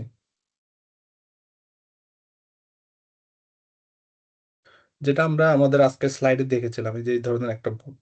সো এই বোর্ডটাতে স্পেসিফিক্যালি দেখা যাচ্ছে আপনার কয়টা পিন আছে, 64টা পিন আছে টোটাল। তো 64টা পিন আছে, এখানে পিনের নামও লিখা আছে সরাসরি, এখানে পিনটা কি কি ফাংশন কাজ করে, এই যে এখানে দেখা যাচ্ছে রিসেট স্টেট, তারপর জিপিআইও ইনপুট। সাপোজ আমি এই পিনটাকে ইউজ করতে যাচ্ছি জিপিআই ইনপুট হিসাবে, সো এটা ডিক্লেয়ার করলাম, এটা এখন ইনপুট হিসাবে ইউজ হবে। তারপর 12 নাম্বারটাকে আমি ডিক্লেয়ার করতে যাচ্ছি আউটপুট হিসাবে, সো এটা আউটপুট ডিক্লেয়ার করলাম। ঠিক আছে, তারপরে অ্যানালগ ইনপুট, এটাকে আমি অ্যানালগ হিসেবে ডিক্লেয়ার করতে চাচ্ছি, এই যে জিপিআইও অ্যানালগ, অ্যানালগ হিসেবে ডিক্লেয়ার। এভাবে যখন গ্রিন কালার হবে তখন তার মানে এটা হচ্ছে আমি ডিক্লেয়ার করলাম প্রপারলি। এভাবে যা যা আমি ডিজাইন করব সেই অনুযায়ী কাজ করে এখান থেকে আমি কি করব, আপলোড বা জেনারেট কোড দিব। ঠিক আছে, এখান থেকে জেনারেট কোড দিলে একটা কোড জেনারেট হবে এবং আমরা আইডিইতে ওটা রান করতে পারবো। সো এটা গেল একটা বেসিক ইন্ট্রোডাকশন STM32 নিয়ে। ঠিক আছে, আমরা আবার স্লাইডে চলে যাচ্ছি। সো এরপর এই যে আপনারা দেখতে পাচ্ছেন STM32 তে কিভাবে ইনস্টল করবেন তার একটা বেসিক আইডিয়া দেওয়া হয়েছে। কিভাবে এই যে ধরনের একটা আইডি আসবে, আইডি থেকে আপনারা কোডগুলো লিখতে পারবেন। এই যে আমি যেটা বললাম এতক্ষণ, এখানে প্রত্যেকটা পিন ডিফাইন করতে হবে, পিন ডিফাইন করে করে এটা অসিলেটর। সবসময় কিন্তু এখানে অসিলেটর অন করতে হয় প্রথমে। অসিলেটর মানে হচ্ছে টাইমার। ঠিক আছে, একটা মাইক্রো কন্ট্রোলার রান করতে হলে ওখানে একটা টাইমার অ্যাড করতে হয়। সো এখানে ক্রিস্টাল অসিলেটর বলে যেটাকে আর কি, ক্রিস্টাল বা টাইমার। ঠিক আছে, সো এখানে এটা অ্যাড হয়, অ্যাড হওয়ার পরে এটা ফাংশন করা শুরু করে। তো এটা হচ্ছে মূলত ডিজাইন, মানে আপনারা অনেকে হচ্ছে আইসি না জেনে, আইসির কাজ কি ওটা ভালো মতো না বুঝে কোন পিনটা কিভাবে, এটা হচ্ছে একেবারে হাতে ধরে কাজগুলো শেখা যায় এই STM32 থেকে। সো এটা মোটামুটি স্টুডেন্ট ফ্রেন্ডলি। তো এরপর পরের ধাপগুলো কি কি, তো আমি তো জাস্ট ডিফাইন করাটা দেখালাম। ডিফাইন করার পরে আপনাকে কাজ করতে হবে ক্লক কনফিগারেশনে, কারণ একটা মাইক্রো কন্ট্রোলার সব থেকে ইম্পর্টেন্ট জিনিসটা হচ্ছে ক্লক, মানে টাইম টাইম। ঠিক আছে, তো এখানে দুই ধরনের টাইমার থাকে, আরসিসি টাইমার, RLL টাইমার, দুই ধরনের টাইমার থাকে। সাধারণত আরসিসি টাইমার আমরা ইউজ করি। তো এখান থেকে কনফিগার করতে হয় যে কত ফ্রিকোয়েন্সি আপনি চাচ্ছেন আউটপুটে। তো সাপোজ আপনি এটাকে ডিভাইড বাই 16, প্রি স্কেল বলে আর কি, ডিভাইড বাই 16, ডিভাইড বাই 24 দিয়ে এটা অ্যাডজাস্ট করে, LSE বলা হয়, লোয়েস্টেড রেজলিউশন। তো এখানে আউটপুটে কত চাচ্ছেন ওই ধরনের ডিজাইন করতে পারেন। মানে আপনার ধরেন এখানে 84 মেগাহার্টজ ক্লক পাচ্ছেন আউটপুটে। সো আরো কিছুটা সিমুলেশন করে দেখলেন যে 120 মেগাহার্টজ এর পাচ্ছেন। তো সিমুলেশন অনুযায়ী যেটা বেস্ট রেজাল্ট আসবে, অর্থাৎ আপনি কোন ধরনের আউটপুট চাচ্ছেন ওটার উপরে এই ডিজাইনটা হয় আর কি। এরপর হচ্ছে এখানে সেভ করবেন, তারপর সেভ করার পরে কোডটা রান হবে আর কি, যেটা হচ্ছে কোড। তো এখান থেকে যখন এক্সপোর্ট দিবেন, এক্সপোর্ট দেওয়ার পরে এই STM32 QID তে এই ধরনের একটা কোড আসবে। তো কোডের এখানে মাঝখানে মাঝখানে আপনার লাইনগুলো এডিট করতে পারবেন, যে এত নাম্বার পিনে এত এটা হাই হবে, এটা লো হবে, বা এটা এই ধরনের কাজগুলো এই যে এখানে বলে দিয়েছি আমি, ইউজ কোড উইদিন বিগিন, এই ধরনের লাইন থাকবে, এই লাইনের মাঝখানে এগুলো এডিট করবেন। তারপর হচ্ছে বিল্ড, বিল্ড দিতে হবে, যে এখানে বিল্ড অপশন আছে, এই যে বাইনারি ফাইল ক্রিয়েট হয়েছে। এই কোড থেকে যখন আপনি বিল্ড প্রেস করবেন, বিল্ড প্রেস করার পরে এই বাইনারি ফাইলগুলো ক্রিয়েট হবে। বাইনারি ফাইলগুলো হচ্ছে আপনি বোর্ডের মধ্যে আপলোড করবেন ওই প্রোগ্রামার দিয়ে, STM32 কিউব প্রোগ্রামার, যেটা আমি একটু আগে দেখিয়েছি। ঠিক আছে, তো তখনই আপনার সাপোজ আপনি একটা এলইডি রান করতে যাচ্ছেন, আমি একটা এক্সাম্পল দিব আজকে। এই যে এখানে এই যে কানেক্ট করলাম STM32F4, এটা শো করছে। So we have successfully created our first program on the board. তো এখানে আমরা বুঝতে পারছি যে কিভাবে জিনিসটা আসলে কাজ করে। তো বিগিনার হিসাবে আপনাদের মেইনলি জানা হচ্ছে কিভাবে ইনস্টল করবেন, কিভাবে একটা বোর্ডে একটা প্রোগ্রাম রান করবেন, এই এই কাজটা। সো আমরা এখন একটা কোড দেখছি, এখানে হচ্ছে main.c, এখানে একটা গ্রিন লাইট আমরা এখানে জ্বালাবো। আমি এই স্লাইডটা দিয়ে দিব, আপনারা চাইলে নিজেরা প্র্যাকটিস করতে পারেন। এই বোর্ডটা খুবই লো কস্ট, এটা সম্ভবত STM32F1 যেটা, এটা সাধারণত 300-400 টাকার মতো দাম। ঠিক আছে, তো এর মধ্যে আপনারা বোর্ডটা কিনে প্র্যাকটিস করতে পারেন। তো এখানে আপনারা হাল পেস্ট যে কোডটা এটা দেখছেন, এখানে আমরা জিপিআই ইনস্ট্রাকশন দিয়েছি, দিয়ে এই যে এখানে আমরা ইউসার্ট দিয়েছি। এটা হচ্ছে ইউআর্ট বা ইউসার্ট বলা হয়, ইউনিভার্সাল অ্যাসিনক্রোনাস সিরিয়াল ট্রান্সমিশন। তো এরপরে হচ্ছে এখানে আমরা পিন ডিফাইন করেছি PA10, অর্থাৎ 10 নাম্বার। এখানে PA10 এখানে আমরা ডিক্লেয়ার করেছি। তারপরে আউটপুট ডিক্লেয়ার করেছি কনফিগারেশনে, এই যে এখানে আউটপুটটা ডিক্লেয়ার করেছি। এখানে আমরা এখানে একটা বাটন অ্যাড করব। তো এই যে এখানে একটা বাটন অ্যাড করেছি, PA10 এর মধ্যে একটা LED অ্যাড করেছি, আর এখানে একটা এই রেজিস্টার দিয়েছি। তো এখানে আমরা মূলত একটা ছোটখাটো একটা প্রজেক্ট করছি যে PA10 নাম্বার পিনে একটা LED জ্বালাবো, ঠিক আছে। সো এলইডিটা জ্বালানোর জন্য আমরা এই কোডটা লিখবো, while 1, যখন কন্ডিশন 1 হবে অর্থাৎ বাটন প্রেস হবে, বাটন প্রেস হওয়া মানে 1 হওয়া, দেন ইফ হাল জিপিআইও রিড পিন, মানে পিনটা যদি রিড করে জিপিআই স্টেটটা হাই হবে, এবং পরের স্টেটটা আদারওয়াইজ লো হবে, ঠিক আছে। তো এটা হচ্ছে হার্ডওয়্যার বেসড অ্যাবস্ট্রাকশন লেয়ার বা হাল বলা হয় আর কি। এটার সাথে একটু ডিফারেন্ট, যেমন আমরা আর্ডিনোতে লিখি হচ্ছে digital write, digital analog write এভাবে লিখি, বাট হালের মধ্যে আপনাকে লিখতে হবে HAL GPIO read pin, HAL write pin, এটা একটু ডিফারেন্ট, ঠিক আছে। আর বাকি সব কিন্তু সি প্রোগ্রামিং এর মতো। এই যে হোয়াইল দেখছেন, এটা কিন্তু সি লেভেল কোডিং, ঠিক আছে। তো এরপর কি হবে, এই যে এখানে বাতিটা জ্বলবে নিভবে, জ্বলবে নিভবে, এটা একটা সিম্পল প্রোগ্রাম আর কি। এবার আসি পালস উইথ মডুলেশন, অর্থাৎ পিডাব্লিউএম। পিডাব্লিউএম জিনিসটা আসলে কি? এই যে আমরা একটু আগে একটা বাতি জ্বালালাম বা একটা এলইডি জ্বালালাম, এটা একটা ডিউটি সাইকেল আছে, যে কত পালসে আমরা এটা পারফর্ম করছি। 50% duty cycle, 75% duty cycle, 25% duty cycle, অর্থাৎ যে পালসটা আমরা দিচ্ছি ওটার ডিউটি সাইকেলটা কত। সো এটার উপর ডিপেন্ড করছে আপনার স্টেপার মোটর রান করা, সার্ভো মোটর রান করা, এলইডির ইন্টেন্সিটি কত, এই সব কিছু ডিপেন্ড করে হচ্ছে পিডাব্লিউএম এর উপর, বুঝা গেছে। সো পিডাব্লিউএম ডিজিটাল ইলেকট্রনিক্সে খুবই গুরুত্বপূর্ণ একটা জিনিস। সো এটাও আপনি ছোটখাটো একটা এক্সপেরিমেন্ট করে দেখতে পারেন। এই যে 20 মিলি সেকেন্ড, 30 মিলি সেকেন্ড, অর্থাৎ টাইমিংটা যেখানে যেটা ডিলে টাইমিং, একটা ডিলে দিলে ওই পালসের এই যে এই অফ স্টেটটা বাড়ে কমে, বাড়ে কমে, বুঝা গেছে। এই অনুযায়ী আপনি পালস উইথ মডুলেশন ডিজাইন করতে পারেন। এরপর পালস উইড মডুলেশন দিয়ে আপনি সার্ভো মোটরও কন্ট্রোল করতে পারেন। সার্ভো মোটরের মধ্যে এভাবে ডিলেটা বাড়িয়ে কমিয়ে সার্ভোটাকে রান করতে পারেন, ঠিক আছে। সো এটাও ডিউটি সাইকেলের উপর ডিপেন্ড করে। এবার আসি digital to analog converter. Suppose আপনি কোনো একটা ডিজিটাল সিগন্যালকে অ্যানালগে কনভার্ট করতে চাচ্ছেন, আপনার ডিজিটাল সিগন্যালগুলো 10101 হিসাবে থাকে, কিন্তু আপনার অ্যানালগ সিগন্যালটা থাকে হচ্ছে ভ্যারিয়েবল হিসেবে, যে এনভায়রনমেন্ট ভ্যারিয়েবল হিসেবে, ঠিক আছে, এরকম অ্যানালগ হিসেবে থাকে। সো এখানে কনভার্ট করার জন্য কিন্তু আপনার পিডাব্লিউএম এর প্রয়োজন আছে। সো এখানে আপনার পিডাব্লিউএমটাকে ইউজ করবেন এবং ওই অনুযায়ী তারা অফসেট ভ্যালু ক্রিয়েট করবে, ঠিক আছে। অফসেট ভ্যালু হিসেবে রেফারেন্স ক্রিয়েট করে ডিজিটাল থেকে অ্যানালগে কনভার্ট করার অপশন আছে। এবার চলে যাব আমি এফপিজিএ তে। আমি প্রথম স্লাইডটা রেখেছি মাইক্রো কন্ট্রোলার উপর। মাইক্রো কন্ট্রোলার যেহেতু শেষ হয়েছে, এরপরের অ্যাডভান্স লেভেল হচ্ছে এফপিজিএ। তো এফপিজিএ আসলে কি? এফপিজিএ মানে হচ্ছে ফিল্ড প্রোগ্রামেবল গেট অ্যারে, অর্থাৎ আপনি ফিল্ড স্টেটে এই ডিভাইসটাকে আপনি কাজ করতে পারবেন। যেমন ধরেন আপনি এখন একটা মাইক্রো কন্ট্রোলার প্রোগ্রাম করেছেন, বা একটু আগে যেটা আমরা দেখেছি একটা বোর্ড, ছোট একটা বোর্ড রান করছেন, এখানে একবার কোড আপলোড করে দেওয়ার পরে যখন আপনি এটা ডিভাইসের মধ্যে এটা ইনস্টল করে দিবেন, পরবর্তীতে আবার হয়তো বা কোড আপলোড দিতে হলে আপনাকে কোম্পানির কাছে যেতে হবে বা যিনি কোডটা লিখেছেন তার কাছে যেতে হবে। কিন্তু এফপিজিএটা হচ্ছে এমন যে আপনি মাল্টিপল টাইম হার্ডওয়্যারকে চেঞ্জ করতে পারবেন। ওখানে লক্ষ লক্ষ ফ্লিপ ফ্লপ আছে, লক্ষ লক্ষ গেটস আছে। সো ইচ্ছা মতো আপনি সাজাইতে পারবেন, আপনাকে বারবার হার্ডওয়্যার চেঞ্জ করার কোনো প্রয়োজন নাই। সো এটা হচ্ছে একটা অ্যাডভান্স লেভেলের programming. So as if you can configure to become your own digital circuit. So ইচ্ছা মতো আপনি ডিজাইন করতে পারবেন। সো এখানে এফপিজিএ এটা হচ্ছে ওয়ান কাইন্ড অফ হার্ডওয়্যার, ঠিক আছে। যেমন ধরেন আমি এখানে এফপিজিএ এবং মাইক্রোকন্ট্রোলারের মধ্যে একটা পার্থক্য দেখিয়েছি। মাইক্রোকন্ট্রোলারে তো সিকোয়েন্সিয়ালি রান করে, অর্থাৎ একটা প্রোগ্রাম তারপর একটা প্রোগ্রাম তারপর একটা প্রোগ্রাম সিকোয়েন্সিয়ালি রান হয়। কিন্তু এফপিজিএ তে প্যারালালি রান হয়, একসাথে অনেকগুলো টাস্ক কাজ করে।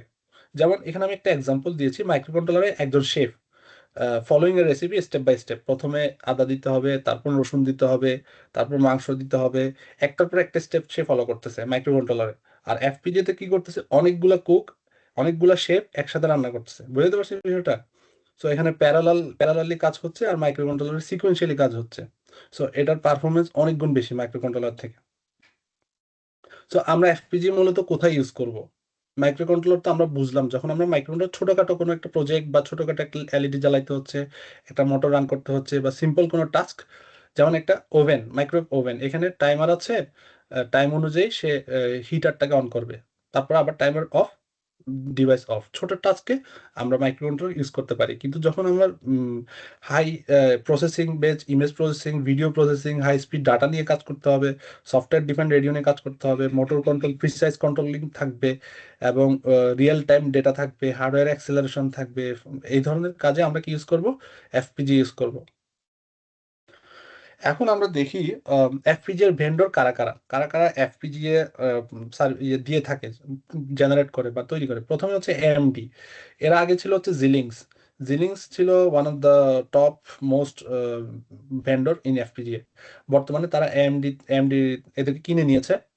এরপরে হচ্ছে আদার আছে, যেমন ধরেন আল্টেরা আছে। আল্টেরার বেশ কিছু বোর্ড আছে, এগুলো দেখবেন আপনারা। ইন্টেল এখন এরা নিয়ে নিয়েছে আল্টেরাকে। তারপর ল্যাটিস সেমিকন্ডাক্টর, এরাও এফপিজিএ তৈরি করে, মাইক্রোচিপও তৈরি করে এফপিজিএ। সো আমি একটা এফপিজিএ দেখাবো আজকে। এটা হচ্ছে আরটিক্স 7, যেটা হচ্ছে এই যে এই বোর্ডটা। তো এই বোর্ডটা হচ্ছে মূলত বেসিস 3 বোর্ড নামে পরিচিত। এই যে এখানে আমি দেখাচ্ছি, এই যে এই বোর্ডটা, এটা হচ্ছে এএমডির একটা বোর্ড, ঠিক আছে। এএমডি এই বোর্ডটা জেনারেট করে বা মার্কেটিং করে। সো এদের আরটিক্স 7 এফপিজিএ, এখানে আপনারা যে ছোট যে চিপটা দেখতে পাচ্ছেন আরটিক্স 7, এটাই হচ্ছে সেই মেইন এফপিজিএ চিপ। সো এই চিপটার সাথে অনেক কিছু কানেক্টেড আছে। তো এগুলো সম্পর্কে আমি আস্তে আস্তে বলবো। তো এই বোর্ডটার প্রাইস পড়তে পারে আপনার মার্কেট প্রাইস 30 to 40,000, ঠিক আছে। সো অ্যাডভান্স লেভেলের কাজ শিখতে গেলে বা অ্যাডভান্স লেভেলের প্রোগ্রামিং বা ডিজাইন করতে গেলে এই ধরনের এফপিজি এর কাজ শেখার প্রয়োজন আছে। এবার আমি বলি কোন ধরনের এফপিজিএ ফ্যামিলি আছে বর্তমানে। 3 অ্যাভেলেবল সিরিজ অন মার্কেট। একটা হচ্ছে 7, আরেকটা হচ্ছে আলট্রা স্কেল, আরেকটা হচ্ছে আলট্রা স্কেল প্লাস। এটা হচ্ছে মূলত 7। তো এখানে আমরা যে সিরিজগুলো দেখি, একটা হচ্ছে ভার্টেক্স, কিনটেক্স, আর্টিক্স, জিঙ্ক। জিঙ্কটা অনেক পরিচিত। আমি যখন মাস্টার্স করছিলাম তখন আমি জিঙ্ক প্রসেসর নিয়ে কাজ করেছিলাম। আবার আর্টিক্স নিয়েও কাজ করেছিলাম। আর্টিক্সটা আমি নিজে কিনে ছোটখাটো প্রজেক্ট করেছিলাম। তো এরপর আমরা এই বোর্ডটাতে আসলে কি কি ফিচার আছে এটা দেখি। বোর্ড সম্পর্কে জানলে নিজের প্রজেক্ট, অনেকে হয়তো বা ফাইনাল ইয়ার প্রজেক্ট করে। তো ফাইনাল ইয়ার প্রজেক্টে একটা ছোট যদি আপনি এফপিজি নিয়ে প্রজেক্ট করতে পারেন, একটা প্রবলেম সলভিং করতে পারেন, তখন হয়তো বা আপনি ভালো জায়গায় মাস্টার্সের অপরচুনিটি পাইতে পারেন, ঠিক আছে। যেহেতু আপনারা অনেকে হচ্ছে রিসার্চ পেপার পাবলিশ করেন বা প্রজেক্ট বেস কোনো কিছু শেখার জন্যই তো প্রজেক্ট করেন। মূলত ফাইনাল ইয়ার প্রজেক্ট আমি মনে করি ফিউচারের কাজে আসবে এমন ভাবে করাই ভালো, যে আমি একটা প্রজেক্ট করলাম যেটা আমাকে 3-4 বছর 5 বছর পরেও আউটপুট দিবে বা বেনিফিটেড করবে, ঠিক আছে। তো এরকম একটা প্রজেক্ট করা ভালো। তো এখানে এক নাম্বার হচ্ছে আপনার কল আউট বা পাওয়ার। এখানে এটা হচ্ছে পাওয়ার এলইডি। তারপরে এইগুলোকে বলা হচ্ছে পিমড কানেক্টর, বা এখানে আপনি কিবোর্ড অ্যাড করতে পারবেন, আপনার যে কোনো ডিভাইস অ্যাড করতে পারেন, এগুলোকে পিমড কানেক্টর বলা হচ্ছে। মোটর অ্যাড করতে পারবেন, স্টেপার মোটর বা যে কোনো কিছু অ্যাড করা যায় পরবর্তী এটার সাথে। তারপর 7 সেগমেন্ট ডিসপ্লে অ্যাড করা যায় 4 নাম্বার এটাতে। এই যে হচ্ছে 7 সেগমেন্ট ডিসপ্লে, যেটা হচ্ছে ডিসপ্লে। এখানে বাটন আছে, বাটনগুলো প্রেস করে করে আপনি কন্ট্রোলিং করতে পারবেন বা সিগন্যালিং করতে পারবেন, ঠিক আছে। স্লাইড সুইচ আছে, এলইডি আছে, পুশ বাটন আছে। তারপর প্রোগ্রামিং এলইডি আছে, এখানে এটা হচ্ছে প্রোগ্রামিং এলইডি। তারপর হচ্ছে হোস্ট কানেক্টর আছে, ইথারনেট কেবল আছে। তারপরে এইচডিএমআই পোর্ট আছে, ভিজিএ কানেক্টর আছে। অর্থাৎ আপনি এটার সাথে ডিসপ্লে অ্যাড করতে পারবেন, ঠিক আছে। ওয়ান কাইন্ড অফ, আপনারা যারা রাসবেরি পাই ইউজ করেছেন তারা হয়তো বা জানেন রাসবেরি পাইয়ের মতো, বাট এটা রাসবেরি পাইয়ের থেকে মাচ মোর পাওয়ারফুল। সো গেল, এটা হচ্ছে একটা বেসিস 3 বোর্ডের পরিচিতি। আপনারা চাইলে এই বোর্ডটা কাজ করতে পারেন। এই যে লিঙ্কে গেলে তাদের ডিটেলস পেয়ে যাবেন, digiland.com। তারা হচ্ছে এই বোর্ডটা ম্যানুফ্যাকচার করে। সো কিভাবে প্রোগ্রামিং করবেন, ভিভার্ডো নামের একটা সফটওয়্যার আছে। এই সফটওয়্যারে ইনস্টল করে আপনারা এফপিজি নিয়ে কাজ করতে পারেন। এফপিজি প্রোগ্রামিং এর মূল হচ্ছে ভিএসডিএল, অর্থাৎ ভিএসডিএল বা ভ্যারিলগ। সো ভিএসডিএল জানতে হয়। এটা সি প্রোগ্রামিং এর মতন, এটা একটু ডিফারেন্ট। সো এই ল্যাঙ্গুয়েজটাও পুরোপুরি ডিফারেন্ট। তো এখানে হচ্ছে আপনি হার্ডওয়্যার লেভেলের প্রোগ্রামিং করতে হচ্ছে। আমরা যদি দেখি, এটা হচ্ছে একটা আইসি। এটা হচ্ছে একটা আইসি। এখানে লক্ষ লক্ষ ফ্লিপ ফ্লপ আছে। এখানে আমরা লিখেছি কত, 5,54,000 ফ্লিপ ফ্লপ আছে এই সিম্পল একটা স্পেসের মধ্যে, 1 ন্যানোমিটার 2 ন্যানোমিটার মধ্যে। তারপর এইখানে আমরা দেখতে পাচ্ছি, আমরা যদি একটু জুম করি, ওই যে একটা ক্ষুদ্র একটা ডট দেখতে পাচ্ছেন, এটা হচ্ছে একটা ফ্লিপ ফ্লপ বা লুকআপ টেবল। এদেরকে লুকআপ টেবল বলা হচ্ছে। অনেকগুলো ফ্লিপ ফ্লপ মিলে একটা লুকআপ টেবল তৈরি করে। সো এটা আসলে কি কারণে, এই ডিজাইনটা কিন্তু স্পেসিফাইড না। যেমন আমরা একটা স্টেপ বোর্ডে দেখেছি ডিজাইনটা স্পেসিফাইড, মানে যেভাবে ওরা ডিজাইন করে দিয়েছে ভেন্ডরটা ওভাবেই আমাদেরকে ইউজ করতে হচ্ছে। কিন্তু এফপিজিএ তে ডিজাইনটা আপনি ইচ্ছা মতো চেঞ্জ করতে পারবেন, ফ্লিপ ফ্লপ গুলার কম্বিনেশনটা আপনি আপনার ইচ্ছা মতো প্রোগ্রাম করতে পারবেন। তো ওই অনুযায়ী আপনি আপনার টাস্ক পারফর্ম করতে পারবেন। সো এটা হচ্ছে এটার অ্যাডভান্সমেন্ট। সো এটা মূলত কি কাজে লাগে, যেমন ধরেন অ্যারোস্পেসে কাজে লাগে, স্যাটেলাইটের কমিউনিকেশনে কাজে লাগে। বর্তমান সময়ে এই যে রকেট রকেট যেগুলো লঞ্চিং হচ্ছে বা ড্রোনে ইউজ হচ্ছে, এফপিজি ইউজ হচ্ছে। তারপরে অ্যারোডাইনামিক্সে বেশ কিছু টুলস আছে, ওখানে এফপিজি ইউজ হচ্ছে। তারপরে হচ্ছে ড্রোনে তো ইউজ হচ্ছেই। এরপর হচ্ছে আপনার আপনার রকেট লঞ্চার, তারপর বেশ কিছু ধরনের মিসাইল, ক্রুজ মিসাইল, এগুলোতে এফপিজি ইউজ হচ্ছে। বুঝে গেছে? সো STM32 মাইক্রো কন্ট্রোলার এগুলো হচ্ছে হোম অ্যাপ্লায়েন্সের জন্য ওকে। বাট আপনি যখন ফার এন্ডে কিছু করতে যাবেন, রিয়েল টাইম প্রসেসিং করতে যাবেন, ডেটা অ্যানালাইটিক্স করতে যাবেন, অনেক হিউজ ডেটা নিয়ে কাজ করেন, তখন আপনার এফপিজিএ লাগবে। এবার আমরা দেখি এফপিজিএ প্রোগ্রামিং এ কিভাবে করতে হয়। এটা হচ্ছে ভিএসডিএল ল্যাঙ্গুয়েজে। ভিএসডিএল মানে হচ্ছে ভেরি হার্ডওয়্যার ডেসক্রিপশন ল্যাঙ্গুয়েজ বা ভিএসইআইসি। সো এটা ইউএস গভর্নমেন্ট মূলত এটা ডেভেলপ করছিল। এখানে ফার্স্ট অরিজিন হয়েছিল 1987-এ। তারপর এটা স্টেপ বাই স্টেপ আমি এখানে একটা ইভালুয়েশন দিয়েছি। এখন আমরা দেখি এর বেসিকটা আসলে কিরকম। Strongly type language like C, এটা হচ্ছে সি এর মতো বাট একটু ডিফারেন্ট। যেমন ধরেন সিগন্যাল এ, এসটিডি লজিক। এখানে আমি একটা সিগন্যাল ডিফাইন করলাম এ নামে, এটা হচ্ছে একটা এসটিডি লজিক। তো এটা একটা লজিক লেভেল। তারপর সিগন্যাল বি, ইন্টিজার। তো এভাবে ডিফাইন করতে হয়। So, এটার ডেফিনেশনটা একটু ডিফারেন্ট।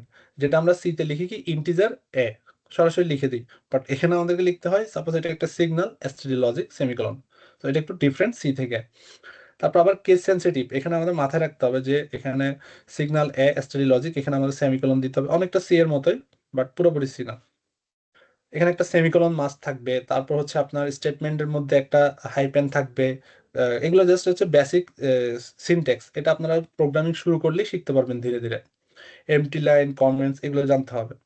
সো এখানে আমরা একটা ভিএসডিএল ব্লকের প্রোগ্রাম লিখেছি। এটা হচ্ছে লাইব্রেরি IEEE, অর্থাৎ IEEE একটা লাইব্রেরি আছে, ওটাকে আমি কল করেছি ইউজ IEEE std.logic1164।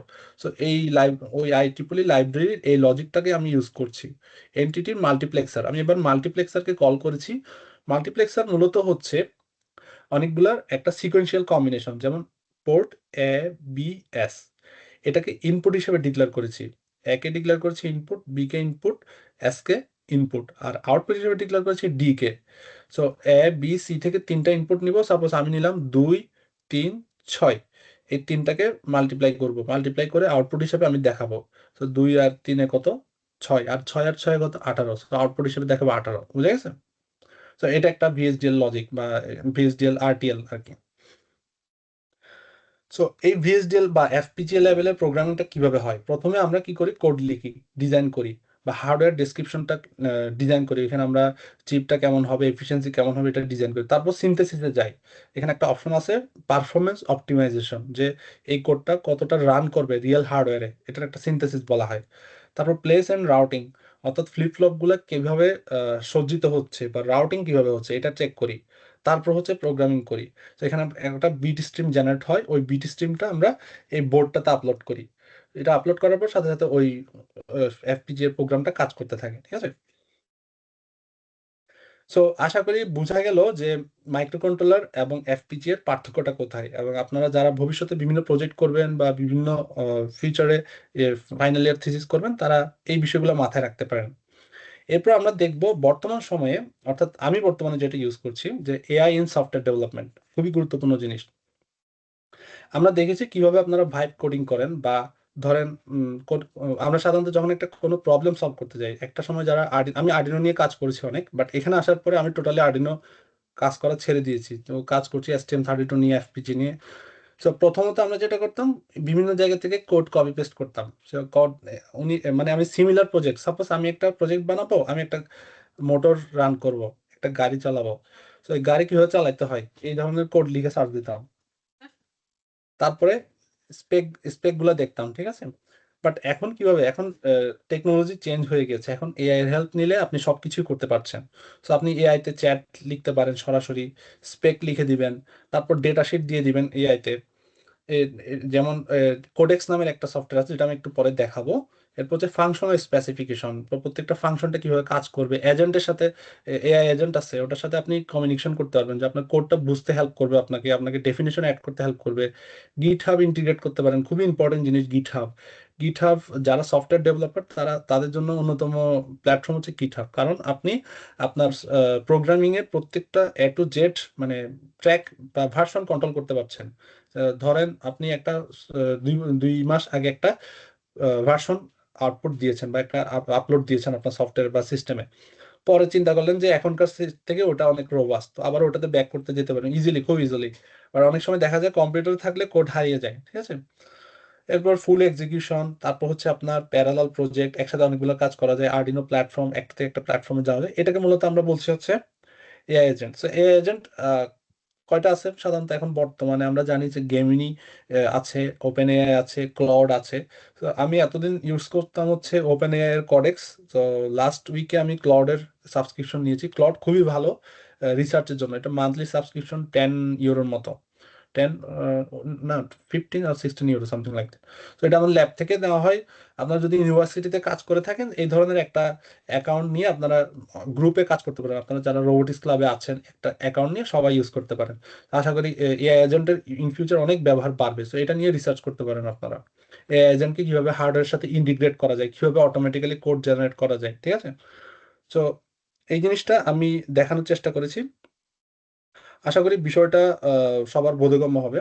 সো এই যে আমি এখানে ভিজুয়াল স্টুডিও কোডে একটা কোড লিখেছি, সাপোজ আমি একটা এক্সাম্পল হিসেবে রেখেছি বোঝানোর জন্য।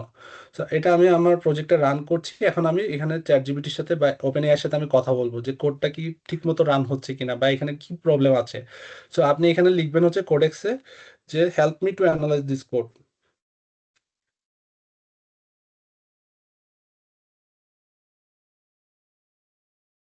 ইন মেইন, বা আপনি যে কোনো প্রবলেম ওকে দিয়ে সলভ করে ফেলতে পারেন।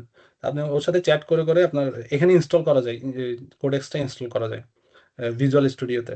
সো সে আপনাকে সবকিছু রেডি করে দিচ্ছে যে কনটেক্সট, কোন কনটেক্সটে কোন পার্টটা কি, বা আপনি বাগ সলভ করতে পারেন। সাপোজ আপনি কোথাও আটকে গেছেন, কোডটা রান হচ্ছে না, কি কারণে রান হচ্ছে না, এই এজেন্টের সাথে কথা বলে বলে এই টপিকগুলো ক্লিয়ার করে ফেলে। এই যে সে বলছে যে কোথায় কি কি প্রবলেম আছে, ঠিক আছে। সো এখানে আমি একটা জাস্ট এক্সাম্পল দেখিয়েছি।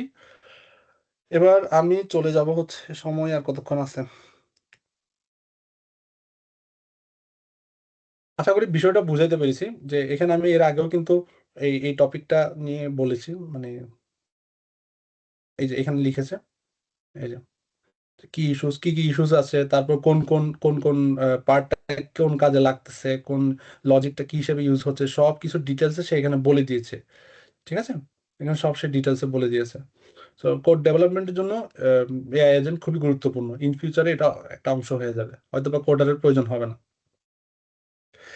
এবার আমি সেকেন্ড স্লাইডে চলে যাচ্ছি আজকের সেশনের। সেকেন্ড স্লাইডটা হচ্ছে রস নিয়ে। সো ইন্ট্রোডাকশন টু রস। রস সম্পর্কে কারো কোনো আইডিয়া আছে?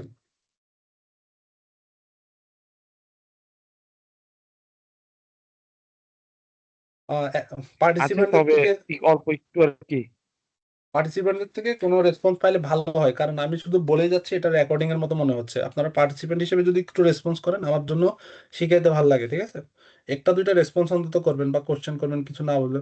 কোশ্চেন পার্টে আমি চলে যাব, বাট এটা শেষ করে আর কি। সো রসটা আসলে কি? প্লিজ রসটা হচ্ছে সবাই একটু রোবট। রেসপন্স করবা। একটু একটু রেসপন্স করতে হবে, মানে হ্যাঁ বা না, বুঝতেছি না, কিছু একটা বলতে হবে। তো রোবট অপারেটিং সিস্টেম বা রস, ঠিক আছে, এটা হচ্ছে একটা ওয়ান কাইন্ড অফ মিডলওয়্যার বা মাঝামাঝি একটা পার্ট। আমরা তখন দেখলাম কি, হার্ডওয়্যার দেখলাম, সফটওয়্যার দেখলাম, এফপিজিএ দেখলাম, এবার আসলাম হচ্ছে রসে। এখানে আমরা কি করতেছি, একটা হেটারোজেনাস কম্পিউটিং সিস্টেম বা একটা প্ল্যাটফর্ম তৈরি করতেছি। আমরা অনেকেই জানি হচ্ছে লিনাক্স সম্পর্কে জানি, উইন্ডোজ সম্পর্কে জানি, বাট রস is not an operating system. যদিও এটার নামটা হচ্ছে রোবট অপারেটিং সিস্টেম, বাট এটার অপারেটিং সিস্টেম না, এটা একটা মাঝামাঝি একটা প্ল্যাটফর্ম, যেটা হচ্ছে নোড এবং ডিভাইসকে কানেক্ট করে, অর্থাৎ আপনার রোবটের বিভিন্ন পার্টগুলোকে সে কানেক্ট করে, ঠিক আছে। So service accordingly design for hardware abstraction, then low level device control, message passing, সব কাজগুলো সে একটা মিডলওয়্যার হিসেবে কাজ করে থাকে। মানে মনে করেন একটা সেন্ট্রাল প্ল্যাটফর্ম, কমিউনিকেশনের সব হাব, ঠিক আছে। সো এটা দুই ধরনের থাকে, ডিস্ট্রিবিউটেড থাকে পিয়ার টু পিয়ার কমিউনিকেশন, আর একটা হচ্ছে মাল্টিলিঙ্গুয়াল কমিউনিকেশন, যেমন সি, পাইথন, জাভা, সব ধরনের ল্যাঙ্গুয়েজ একটা প্ল্যাটফর্মের মধ্যে আপনি ডাম্প করে কমিউনিকেট করতে পারেন। ঠিক আছে? সো এটা একটা মাল্টিলিঙ্গুয়াল এবং এটা হচ্ছে ফ্রি অ্যান্ড ওপেন সোর্স। এটা সবথেকে গুরুত্বপূর্ণ। তো রস এর বিভিন্ন হিস্টোরি আছে যে এই যে দেখেন 2007 এ প্রথম এটা ডেভেলপ হয়েছিল, ইনভেন্ট হয়েছিল। তো এরপর থেকে রস এর অনেকগুলো ভার্সন আছে। বর্তমানে রস 2.0 এটা জনপ্রিয়। এটা সর্বাধিক ব্যবহৃত হচ্ছে। রস 1 এটাও ইউজ করা হয়, বাট রস 2 আপনি সরাসরি ইনস্টল করতে পারেন লিনাক্স বেস প্ল্যাটফর্মে, বা আপনার যদি লিনাক্স কম্পিউটার না থাকে আপনি কি করবেন, একটা ভার্চুয়াল মেশিন ভিএম বলে যেটাকে, ভিএম এর মধ্যে একটা রস 2 ইনস্টল করে এই ছোট ছোট টাস্কগুলো কমপ্লিট করতে পারেন। এবার আমরা দেখি রসের ইকোসিস্টেমটা। রসে সাধারণত ধরেন এখানে একটা সেন্সর আছে। এই এটা হচ্ছে রসের সেন্সরের সাথে অ্যাপের কানেকশন দিচ্ছে সে বা কানেক্ট করতেছে। বিভিন্ন ধরনের প্রায় 5,000-এর মতো এখানে প্যাকেজ ইনস্টল করা আছে। তারপরে বেশ কিছু অফিসিয়াল প্যাকেজ আছে। তারপর কিছু প্যাকেজ আপনার এখান থেকে ডাউনলোড করতে পারছেন। উইকি পেজ আছে। সবকিছুর ইনফরমেশন ডিটেলস দেওয়া আছে। অ্যাপ্লিকেশন আছে, সিমুলেশন আছে, লাইব্রেরি আছে, ড্রাইভার আছে, তারপরে এক্সিকিউশন টুল আছে। কিছু কিছু টুলস সম্পর্কে আমি আজকে বলবো। ইনস্টলার আছে, প্রোগ্রামিং ল্যাঙ্গুয়েজ দেখেন, প্রোগ্রামিং ল্যাঙ্গুয়েজ কতগুলো সাপোর্ট করে, C, Python, Java, Ruby, MATLAB সবগুলোই সে সাপোর্ট করে। সো রোবট যখন আপনি অ্যাডভান্স লেভেলে ইন্টিগ্রেশন করতে যাবেন, অর্থাৎ প্রফেশনাল লেভেলে যখন রোবট ইন্টিগ্রেশন করতে যাবেন, তখন রস ম্যান্ডেটরি। রস এর ডিস্ট্রিবিউশন সিস্টেম, অর্থাৎ সফটওয়্যার কার্নাল যেটাকে বলি আমরা, ঠিক আছে? এর রিলিজটা একটা আমি জাস্ট এখানে স্ক্রিনশট দিয়েছি। ফার্স্ট রিলিজ ছিল রস 2, এই যে এখান থেকে শুরু হয়েছে 2000 থেকে প্রত্যেকটার একটা রিলিজের একটা একটা আপডেট ছিল। মানে এটাতে টার্টল ছিল, বক্স টার্টল ছিল। সাধারণত আপনারা যারা রস নিয়ে কাজ শুরু করবেন সবারই একটা মেইন ইয়ে থাকে যে টার্টল বোর্ড বানানো। টার্টল বোর্ড মানে হচ্ছে এটা একটা ওয়ান কাইন্ড অফ, আমরা অনেকে গেম খেলি না ছোটবেলায়, ওই যে snack snack game, one kind of snack গেমের মতো। তো আপনি ওরকম একটা ডিজাইন করবেন, একটা বক্স থাকবে, আমি ওটা করেছিলাম লাস্ট ইয়ারে। তো একটা বক্স থাকবে, ওখানে একটা টার্টল থাকবে, ওই টার্টলটা ঘুরবে। ওটা ডিজাইন করা মূলত, ঠিক আছে? সো এটা হচ্ছে বেসিক, একদম বেসিক হিসাবে। তো এভাবে ধাপে ধাপে আপনি রোবটের সাথে ইন্টিগ্রেট করতে পারবেন। তারপর এখানে আসছে রিলিজ অফ ইন্ডিগো, তারপর রস, লাস্ট হচ্ছে রিলিজ অফ রস 2.0, এটা তো একটু আগে বললামই। এবার আমি সরাসরি চলে যাচ্ছি রসের মেইন পার্টটাতে। একটা হচ্ছে নোড, আর একটা হচ্ছে টপিক, আর একটা হচ্ছে সার্ভিস বা সার্ভিস ক্লায়েন্ট। মেইন তিনটা জিনিস। একটা হচ্ছে টপিক, এটা এটা হচ্ছে নোড, মানে হচ্ছে ধরেন এজ পার্টটা, যেমন একটা সেন্সর, সেন্সর হচ্ছে একটা নোড। তো সেন্সর থেকে ডাটা আসতেছে টপিকের মধ্যে, ঠিক আছে? মেসেজ পাস হচ্ছে। তারপর আবার ওই টপিকের সাথে আরো অনেকগুলো নোট কানেক্টেড আছে। এখান থেকে নোট কানেক্ট আসতেছে, এখান থেকে কানেকশন আসতেছে, এখান থেকে আসতেছে। আবার সার্ভিসের রিকোয়েস্ট যাচ্ছে, যে এটা হচ্ছে এইচটিটিপিএস বা কানেকশন বা হোস্ট, হোস্ট আর কি। সো এই তিনটার কম্বিনেশনকে আমরা রস বলে থাকি আর কি। এগুলো ডিজাইন করতে হয়, এগুলো কমান্ড দিতে হয়, লিনাক্সের কমান্ড দিয়ে দিয়ে আপনি কাজগুলো করতে পারেন। এবার আসি রসে আপনি কি কি করতে পারবেন, টুলিংটা একটু দেখি। এটা হচ্ছে আরকিউটি বা রস, এটাকে বলা হচ্ছে ইউনিভার্সাল সিস্টেম বা আরকিউটি। এক্ষেত্রে দেখেন ভিজুয়ালাইজেশনের জন্য একটা ইমেজ ভিজুয়ালাইজেশন, আমরা প্রথমে একটা ইমেজ নিয়েছি, এরপর এটাকে আমরা ভিজুয়ালাইজ করছি কিভাবে, ব্যাক এন্ডে কি হচ্ছে। এটা হচ্ছে রস গুই। এখানে আমরা বলেছি একটা স্ল্যাশ গ্রুপ থাকবে, মুভ থাকবে, প্ল্যানিং থাকবে, তারপরে পাবলিশার নোট থাকবে, অর্থাৎ একটার সাথে একটা কানেক্ট করতেছে। এই ইমেজ থেকে ডেটা নিয়ে আমাকে এখানে আপডেট করতে থাকবে, এখন কোন স্টেটে আছে। এখানে সাপোজ এখানে আমি একটা মেশিন ভিশন বা কোনো একটা টপিক ইউজ করলাম, বা কোনো একটা ক্যামেরা অ্যাড করলাম, রোবটের ক্যামেরা কন্টিনিউয়াসলি আমাকে এখানে স্ট্যাটাস চেঞ্জ হতে থাকবে, এখান থেকে এখানে আসছে, এখান থেকে এখানে আসছে, এখান থেকে এখানে আসছে। তো এটা হচ্ছে গ্রাফিক্যাল ইউজার ইন্টারফেসের মাধ্যমে আপনি আপডেটটা পাচ্ছেন রোবটের। তো এটা হচ্ছে একমাত্র রসেই পসিবল। এরপর আরেকটা দেখতেছি আমরা, আরকিউটি ইউনিভার্সাল ইউজার ইন্টারফেস। এখানে আপনারা কি হচ্ছে কিউটি বেস গুই প্ল্যাটফর্ম, এখানে একটা কাজ করা হচ্ছে। এখানে আপনার টার্টলের পজিশনটা দেখাচ্ছে, ওই যে রস টার্টলের পজিশনটা দেখাচ্ছে, কোন পজিশনে সে আছে, নিউমেরিক ভিজুয়ালাইজেশনের জন্য এটা কাজে লাগে। তারপরে এররটা দেখাচ্ছে, কি পরিমাণ এরর জেনারেট করতেছে এটাও সে শো করতেছে। এটা একটা টুল বা একটা লাইব্রেরি বলতে পারেন। এরপরে আরেকটা পার্ট হচ্ছে ভিজুয়ালাইজেশন, এটাকে বলে আর ভিজ ভিজুয়ালাইজেশন। সাপোজ আপনি একটা ভিজুয়ালাইজ করতে চাচ্ছেন, এখানে একটা আমি রোবট ইউজ করেছি, 3D ভিজুয়ালাইজেশন। সো এখানে camera, image, stereo data, lidar sensor. Lidar নিয়ে কি কেউ কাজ করেছেন? এটা হচ্ছে মাইক্রোসফটের একটা ক্যামেরা, এটাকে লাইডার বলা হয়। এটা খুবই এটা হচ্ছে real time camera. So lidar ক্যামেরাগুলো ইউজ করা হয় রোবটের তবে করা রোবটের হয়নি। রোবটের ভিশন হিসেবে। সো রোবটের অনেকে ক্যামেরা হিসেবে নর্মাল ক্যামেরা ইউজ করে, রাসবেরি পাই ক্যামেরা, বাট আমি লাইডারটাকে এফিশিয়েন্ট হিসেবে দেখি। যে আপনারা যখন মোশন প্ল্যানিং করতে যাবেন একটা রোবট দিয়ে, সাপোজ আপনার কাছে একটা মুভিং রোবট আছে, যেমন ধরেন আমি একটা এক্সাম্পল দিই যে floor cleaning robot. So floor cleaning রোবটটা কি করে, আপনার পুরা ঘরটাকে প্রথমে স্ক্যান করে সেভাবে ভিজুয়ালাইজ করে, দেখেন এখানে স্ক্যান করতেছে। সো ভিজুয়ালাইজ করে, 3D ম্যাপিং করে, তার ব্রেনের মধ্যে ম্যাপিং করে কোথায় কি কি আছে, কোথায় ময়লা আছে সে ওটা ডিটেক্ট করে, তারপর ওইখানে গিয়ে ওটা ক্লিন করে, বুঝা গেছে? এমন না যে পুরা ঘরই সে ক্লিন করবে কন্টিনিউসলি, এটা আনএফিশিয়েন্ট। আপনারা যখন রোবট ডিজাইন করতে যাবেন তখন আপনাকে এফিশিয়েন্ট ডিজাইন করতে হবে। So visualize of data by subscription of topics, tools to publish additional information, trajectory path খুবই ইম্পর্টেন্ট। পাথ ট্র্যাজেটরিটা কেমন হবে, মুভমেন্টটা কেমন হবে, ঠিক আছে, এগুলো আপনারা এই রসে ডিজাইন করতে পারবেন। মাল্টিপল ক্যামেরা ভিউ পয়েন্ট, তো ক্যামেরার ভিউ পয়েন্টটা কেমন হবে, পজিশন কেমন হবে, সেট আপ কেমন হবে, এগুলো এখান থেকে কনফিগার করা যাবে। এবার আসি রস অপারেশন সিস্টেম, কিভাবে অপারেটিং সিস্টেমটা কাজ করে। তো এখানে আপনারা ট্রান্সফরমেশন দেখছেন, এই যে উম, আমাকে একটা কোশ্চেনের অ্যান্সার দেন কেউ যদি বলতে পারেন, একটা রোবটের ডিগ্রি অফ ফ্রিডম কয়টা থাকে সাধারণত? Degree of freedom. Degree of ফ্রিডমটা তো ইয়া নাই মানে রোবটের, কিন্তু তবে জানি হচ্ছে যেগুলো হ্যান্ড রোবট আছে এগুলোর মানে ডিগ্রি অফ ফ্রিডম সম্ভবত 25 এরকম কিছু মিনিমাম মিনিমাম কয়টা ডিগ্রি অফ ফ্রিডম থাকলে একটা স্ট্যান্ডার্ড রোবট একটা। ডিজাইন করা যায়, এটা নিয়ে কারো আইডিয়া আছে? মিনিমাম মিনিমাম 6টা ডিগ্রি অফ ফ্রিডমের প্রয়োজন আছে একটা রোবটের। ডিগ্রি অফ ফ্রিডম আপনি বাড়াতে পারেন, বাট 6টা ডিগ্রি অফ ফ্রিডমের প্রয়োজন আছে। যেমন এই যে অ্যাক্সিস গুলা, এখানে দেখেন একটা রোবট, এটা ভার্টিক্যালি, আমরা নর্মালি জানি হচ্ছে অ্যাক্সিস 3টা, এক্স ওয়াই জি, ঠিক আছে। বাট রোবটের ক্ষেত্রে ডিগ্রি অফ ফ্রিডম যখন আমরা ডিফাইন করতে যাই, তখন এক্স ওয়াই জি এর বাইরেও তার অনেকগুলো পজিশন জেনারেট হয়, ঠিক আছে। এটা নিয়ে একটু স্টাডি করতে পারেন রসের মধ্যে, এই ডিজাইন গুলো করতে পারেন, ক্যালকুলেশন গুলো করতে পারেন, ঠিক আছে। তো এই ধরনের কাজগুলো এই রসে করা পসিবল, ঠিক আছে। এখানে আমরা একটা এক্সাম্পল দেখেছি যে TF transformation system, TF tooling, যে C Python API command line, যখন এগুলো হচ্ছে কমান্ড দিয়ে দিয়ে কাজগুলো করতে, আপনি যখন কমান্ড লাইনে কমান্ডগুলো দিবেন তখন এই ধরনের একটা গ্রাফিক্যাল ইউজার ইন্টারফেস জেনারেট হবে। তো একটার সাথে একটা লিঙ্ক করবেন, ঠিক আছে। রস টু টিএফ টু হচ্ছে এটা মনিটরিং, এটা হচ্ছে একটা লাইব্রেরি। রস টু রান টিএফ টু রস টিএফ মনিটর, এটা হচ্ছে লাইব্রেরি। এই লাইব্রেরিটা যখন কল করবেন তখন এই ধরনের একটা ভিজুয়ালাইজেশন ইমেজ ক্রিয়েট হবে। ইকো সোর্স টার্গেট, এগুলো হচ্ছে লাইব্রেরি, এগুলো স্টাডি ওদের রসের যে ওয়েবসাইটটা আছে, রস লিখে সার্চ দিলে তাদের ফুল ডিটেলস আপনি পেয়ে যাবেন, ওখানে সব ডিটেলস দেওয়া আছে প্রত্যেকটা লাইব্রেরি সম্পর্কে। এবার আমরা দেখবো মোশন প্ল্যানিং সম্পর্কে, তো কিভাবে মোশন প্ল্যানিং করবেন। মোশন প্ল্যানিং এর জন্য লাইব্রেরিটা হচ্ছে মুভ আইটি। তো মুভ আইটি এই লাইব্রেরি বা নেভিগেশনের জন্য খুব বেশি ইউজ হয়, রোবোটিক ট্র্যাজেক্টরি প্ল্যানিং এর জন্য, তারপর এনভায়রনমেন্ট মডেলিং এর জন্য, তারপর হচ্ছে আপনার অবস্টাকেল অ্যাভয়েডেন্স এর জন্য। যখন অবস্টাকেল অ্যাভয়েডেন্স রোবট আপনি ডিজাইন করবেন তখন এই মোশন প্ল্যানিংটা খুবই ইম্পর্টেন্ট। তারপর ফরওয়ার্ড কাইনেমেটিক্স, তারপর অ্যালগোরিদম নিয়ে কাজ করা, এগুলোতে আপনার এটা খুব প্রয়োজন আছে। আমি ডিটেলস কিছু দেখাই না এখানে, চাইলে আপনারা যারা ইন্টারেস্টেড, কারণ এটা মাত্র 1 ঘন্টার একটা সেমিনার, সো এখানে অত ডিটেলস আসলে দেখানো পসিবল না। আমি জাস্ট কিউরিসিটি জেনারেট করার জন্য আজকে সেমিনারটা রেখেছি আর কি।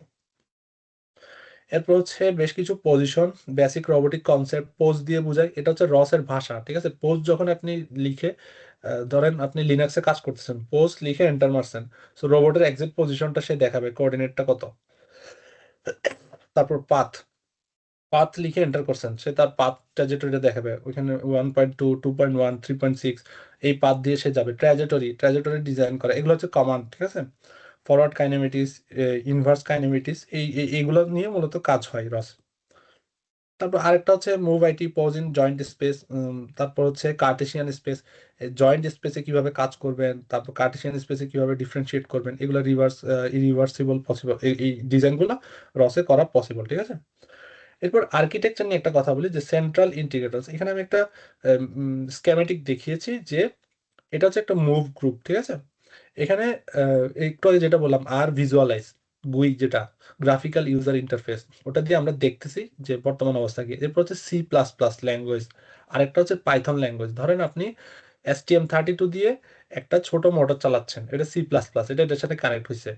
এবার আপনি একটা ক্যামেরা চালাচ্ছেন পাইথন দিয়ে, ওটা এটার সাথে কানেক্ট করছেন মুভিং গ্রুপের সাথে। তারপর এদিকে একটা কন্ট্রোলার আছে, এটাও এটার সাথে কানেক্ট করছেন। তারপর হচ্ছে একটা প্ল্যানিং সেন্স করছেন, যে এখানে একটা অ্যালগোরিদম ডিজাইন করছেন। এটা হচ্ছে মূলত রসের মেইন প্ল্যাটফর্মটা কিভাবে কাজ করবে, ঠিক আছে। রোবট কোন স্টেটে আছে, কোথায় ডেফিনিশনে আছে, পাইপলাইনে কি কি আছে, প্ল্যানিং কি কি অবস্থায় আছে, এগুলো সবগুলো কমপ্লিট এই প্ল্যাটফর্ম রসেট দিয়ে করা পসিবল, বুঝা গেছে? তো এখান থেকে আপনি এই মুভ আইটি এই ফাংশনটা ইউজ করে এই কাজগুলো করতে পারেন। তারপর হচ্ছে কলিশন অ্যাভয়েডেন্স, এই যে দেখেন প্ল্যানিং পাইপলাইন, কন্ট্রোলার সিলেকশন, তারপর রোবোটিক ট্র্যাজেক্টরি, এই কাজগুলো করা পসিবল। এবার মডেলিং রোবটে যাই। যখন আপনি কোনো একটা রোবট ডিজাইন করতে যাবেন তখন খুবই ইম্পর্টেন্ট হচ্ছে তার জয়েন্ট গুলো ডিজাইন করা। একটা জয়েন্টের সাথে আরেকটা জয়েন্টের এক্স ওয়াই জি এর ডিফারেন্স কেমন হবে, তার ডিগ্রি অফ ফ্রিডম কত হবে, এই এই বিষয়গুলো ডিফাইন করা। এগুলো আপনি যখন কাইনেমেটিক্স নিয়ে পড়াশোনা করবেন, রোবোটিক কাইনেমেটিক্স বলা হয় এটাকে, কাইনেমেটিক্স এবং বেসিক ফিজিক্স নিয়ে পড়াশোনা করবেন, তখন এই জিনিসগুলো বুঝতে পারবেন আর কি। রোবোটিক্স নিয়ে কাজ করতে গেলে হ্যাঁ আমরা বলি robotics, electronics, programming, but much more in mechanical also. So মেকানিক্যালেরও কিন্তু বেশ কিছু পার্ট আছে, আপনার এখানে কাইনেমেটিক্স আছে, ফিজিক্স আছে, ভিজুয়াল রিপ্রেজেন্টেশন আছে। So এগুলো নিয়েই কিন্তু সব মিলিয়ে কিন্তু রোবোটিক্স, ঠিক আছে? তারপর স্ট্রাকচার এটা বুঝতে হবে, জয়েন্ট পাথ ট্রান্সমিশন, এখান থেকে একটা এনার্জি ট্রান্সমিশন কেমন হবে, এগুলো সিমুলেট ফার্স্টে কিন্তু সিমুলেট করতে হয় রসের মধ্যে। আমি এরপরেই দেখবো কিভাবে সিমুলেট করতে হয়। তো সিমুলেট করে যখন আপনার রেজাল্টটা মানে ভালো আসবে তখন আপনি ইমপ্লিমেন্টেশনে যাবেন। So integration of model into Gazebo simulator. Gazebo হচ্ছে একটা সিমুলেটর যেটা একটা রসের একটা লাইব্রেরি। এটা ইউজ করে আপনারা কি করতে পারেন, সিমুলেট করতে পারেন। যে এখানে আমি একটা দেখিয়েছি, সিম্পল একটা সিমুলেশন দেখিয়েছি, যেখানে রোবট নেম মাই রোবট, আপনি রোবটের নাম দিলেন, লিঙ্ক করলেন কার সাথে কার, link one, link two, link three, link four. তো এটা হচ্ছে একটা রোবটের মনে করেন আর্ম, আর্মের মধ্যে এটা একটা জয়েন্ট, দুইটা জয়েন্ট, তিনটা জয়েন্ট, এই তিনটা জয়েন্ট কিভাবে কানেক্ট হবে এটা আপনারা এখানে ডিফাইন করতে পারেন।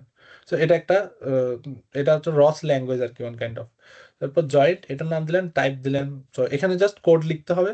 মেইন হচ্ছে কোড লিখে লিখে কিন্তু আপনাকে এই কাজগুলো করতে হবে, সো কোড বুঝতে হবে। কোড না বুঝলে আসলে এটা একটু ডিফিকাল্ট, ঠিক আছে? তো এইভাবে আপনারা রোবটের একটা মডেলিং করতে পারেন। এরপর আসে সিমুলেশনে। সিমুলেশনের মধ্যে প্ল্যাটফর্ম হচ্ছে গ্যাজেবো। সো গ্যাজেবো, গ্যাজেবো কিন্তু এটা একটা পার্ট, মানে রসের একটা পার্ট হচ্ছে Gazebo. So three D physics simulator, আপনি এখানে থ্রি ডি রিজিড বডিজটা দেখতে পাচ্ছেন এখানে, দেখেন এটা কিন্তু সিমুলেশন, কমপ্লিটলি সিমুলেশন, এটা কিন্তু রোবট না, কোনো রোবট ইমপ্লিমেন্টেড হয় না, জাস্ট আমরা সিমুলেট করে এটা তৈরি করেছি।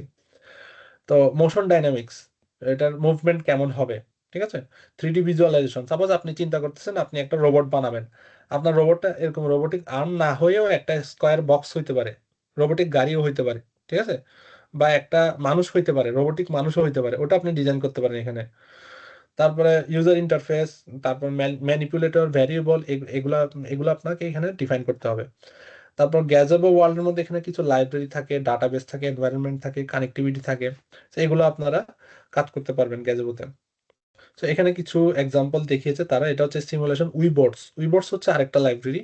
এখানে দেখেন দুইটা হিউম্যান রোবট রেসলিং কম্পিটিশন হচ্ছে, ঠিক আছে? এটা কিন্তু এটাও কিন্তু সিমুলেট করা হয়েছে।